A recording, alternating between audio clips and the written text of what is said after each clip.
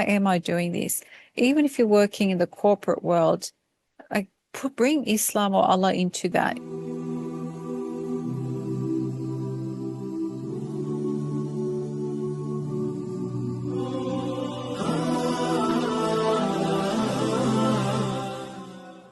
I was born in Sydney, in Australia, and I was born to parents who migrated from Turkey in 1970. So I guess, being a migrant child in Sydney was interesting in that my first language was not English, and with that came its challenges. But I would say that I had a nice family upbringing. My parents, tried to give us, me and my two brothers, all that they could to make us have, a good and safe, had to have a safe and comfortable family environment, basically. So I did my schooling in Sydney. So I did my schooling in Sydney. And then after I finished my studies, I studied a Bachelor of Pharmacy. So I actually worked as a pharmacist for about 10 to 15 years. And so that was my first. But during that time, I was also very much involved in the community. So I was doing a lot of community work. I was teaching, Islam, like overview of Islam at the local mosque. And so I always had this interest because I did do a lot of, attending classes and doing my self-reading. And I also felt that through teaching, it was a very good way to learn about Islam myself. When you have to teach something, you learn a lot.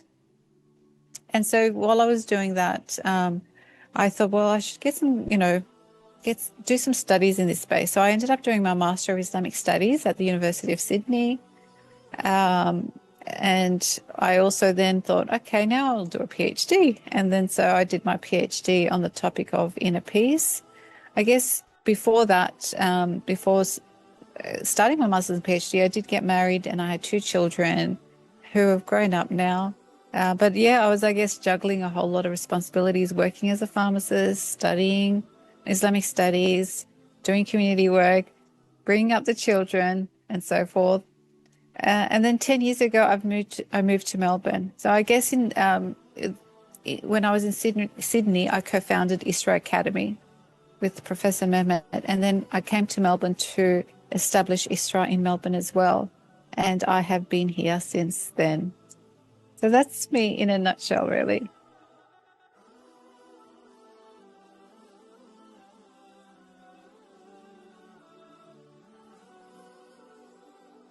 Two things come to mind. One of them is when I was working in pharmacy, I was really wanting to buy a pharmacy. I was just, I guess for me, that was like the next level. I'm working as a pharmacist. I want to have my own pharmacy. And this was when I was doing community work, but not as much. And then we found a pharmacy. It was so nice. And got very close. The contracts were being written up. We were about to sign it. And then our finances fell through. Pharmacies aren't cheap. And I was absolutely devastated then. I was absolutely devastated because I guess I felt like my dream had been taken. It wasn't happening. But I made dua. I said, Allah, give me what's best for me. So even though it was painful, I knew it was best for me. And I think that's when I just continued pursuing what I was doing and just hoping that Allah will open doors for me to what was best for me, continue in that direction. And then it happened in that sense. A whole lot of events happened, and I ended up leaving pharmacy, as I said, which wasn't an easy decision, and then going into academia full time. So I think that was a big turning point for me, the fact that I wasn't able to purchase that pharmacy.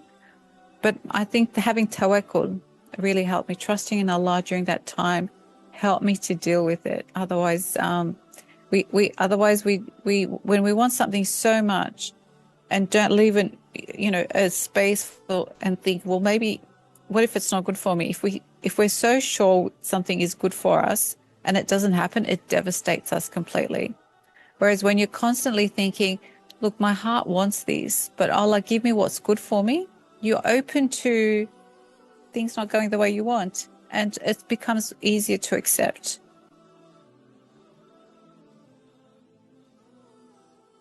Firstly, I would say always keep your intentions in check. Like, why am I doing this?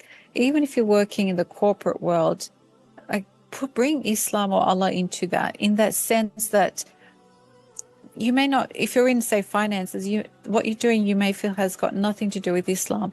But the fact that you're a Muslim and you're working there, you may be a role model for people there. They might look at you, because when people look at, especially Muslims, because Islam is a way of life, often people know we're Muslims. With women, because of the hijab, it could be, but with the men as well, they'll usually know because that person might go to Jummah or they might do their 5 daily prayers. So they usually look at Muslims in the workplace as a Muslim colleague. And within that, if they find that the person has got some incredible characteristics, they're going to attribute to some degree that to your religion as well. So I think, try to bring Islam. That's what I mean when I say try to bring Islam into your everyday life, even in your workplace. That may not be very Islamic, as in it may not be an Islamic organization, but you can actually influence, transform, inspire people through who you are as a Muslim. Like even when we look at the life of our Prophet ﷺ, he was known as the Al-Amin, the trustworthy. And that had a huge impact or implications in his prophethood. So if we've got good character, people might think, wow, like Muslims, they're just amazing. I wonder what this religion's about. So it can, or if they're Muslim, it might inspire them to become more practicing, thinking, wow, this Muslim, the way they're practicing, the way they're sort of their stance and their character is, they fall in love with that, because as human beings, we fall in love with beauty. We're drawn to beauty. So if our character is beautiful, people are going to be drawn to that. And they'll often ask, where is it coming from? And if it's coming from Islam, then you're drawing them to Islam. So that's the first one I would say, like to do things with, for the sake of Allah, with Islam in mind. Keep check of your intention. The second one I would say is to fill your cup. Like we can be so distracted, so busy that we can often forget to fill our cup because we're trying to get things done.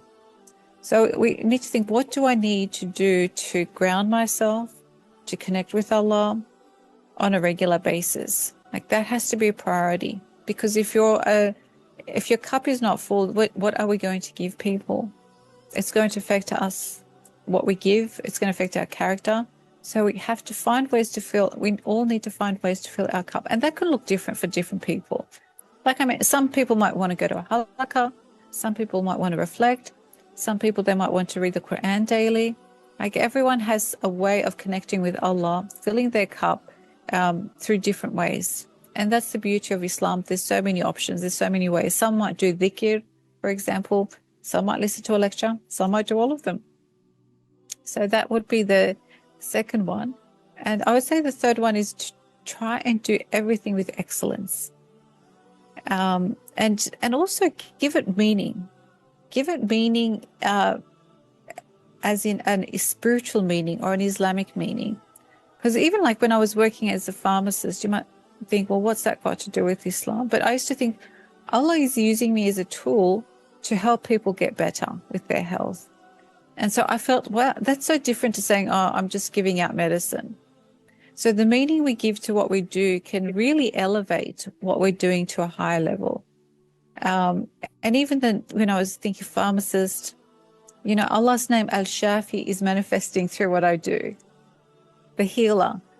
So, that's like, wow, I'm mirroring one of Allah's names. Now maybe I would say I'm mirroring Allah's name, one of his names, Al-Alim, because it's Isra, it's about Islamic knowledge. So when you give that kind of meaning to whatever you do, and we can do that with everything, really, again, it becomes sacred. And when something is sacred, it benefits us in this life, but it also benefits us in the next life.